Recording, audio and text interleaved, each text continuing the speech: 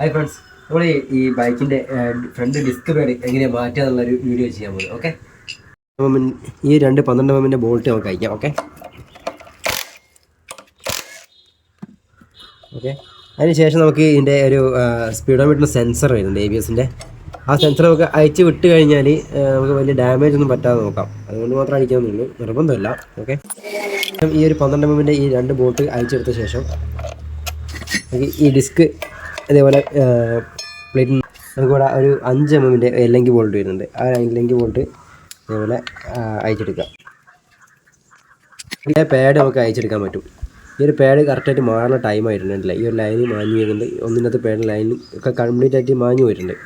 Okay, നമുക്ക് ഇപ്പോൾ പുതിയ പാഡ് ആയിട്ടില്ല, ഈ ഒരു പാഡ് നമുക്ക് ഇടാനുള്ളത്. അതിന് മുമ്പേ നമുക്ക് ആദ്യം ഇത് അയച്ച് ക്ലീൻ ചെയ്യണം. ഇതിനകത്തൊക്കെ ഗ്രീസ് ചെയ്യണം. ഈ ഒരു 2 ലെഗിൻ്റെ മുകളിലൊക്കെ ഗ്രീസ് ചെയ്യാം.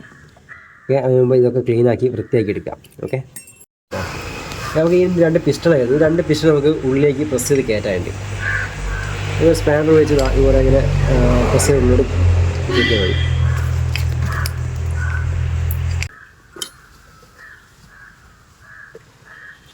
നമ്മളിത് ഗ്രീസ് ചെയ്ത് ഇതെല്ലാം നമ്മൾ കറക്റ്റായിട്ട് സെറ്റ് വെച്ചിരിക്കുകയാണ്. ഓക്കെ, ഇതിൻ്റെ അകത്തൊരു സ്പ്രിങ് പ്ലേറ്റ് വരുന്നുണ്ട്. ആ ഒരു പ്ലേറ്റ് നമ്മൾ ഇട്ട് കൊടുക്കുക. പക്ഷേ ഇതിൻ്റെ ലെഗ് ആ കറക്റ്റായിട്ട് ഉള്ളിൽ കയറി നിൽക്കുന്ന സെറ്റ് ചെയ്യാം. ഓക്കെ,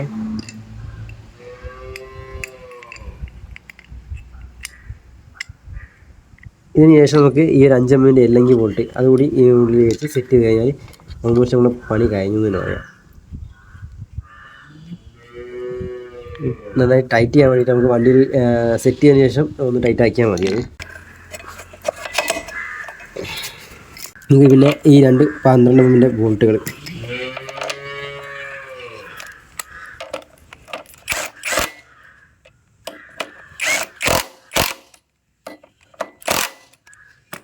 അതിനുശേഷം നമ്മൾ ഈ ഒരു സ്പീഡോമീറ്ററിൻ്റെ സെൻസർ വരുന്നത്, ഈ സെൻസർ നമ്മൾ ഇതേപോലെ ക്ലീൻ ആക്കിയതിന് ശേഷം നമുക്ക് ഇതേപോലെ ഇവിടെ വെച്ചിട്ട് അതിൻ്റെ ഒരു 10mm ഒരു ബോൾട്ടാണ് വരുന്നത്. അതിൻ്റെ ഇവിടെ ഇത് ഓവർ ടൈറ്റ് ചെയ്യേണ്ട ആവശ്യമില്ല, നോർമൽ ടൈറ്റ് കൊടുത്താൽ മതി.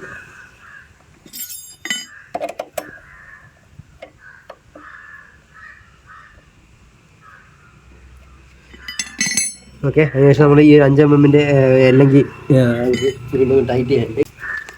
അല്ലെങ്കിൽ ഇവിടെ വരും, ഈ ഒരു ഭാഗത്തായിട്ട് വെച്ചിട്ട് അതിന് വെച്ച് നന്നായിട്ട് ടൈറ്റ് ചെയ്ത് കൊടുക്കാം. ഓക്കെ, അപ്പോൾ ഇനി ഇതുപോലത്തെ വീഡിയോകൾക്ക് വേണ്ടി ചാനൽ സബ്സ്ക്രൈബ് ചെയ്യുക.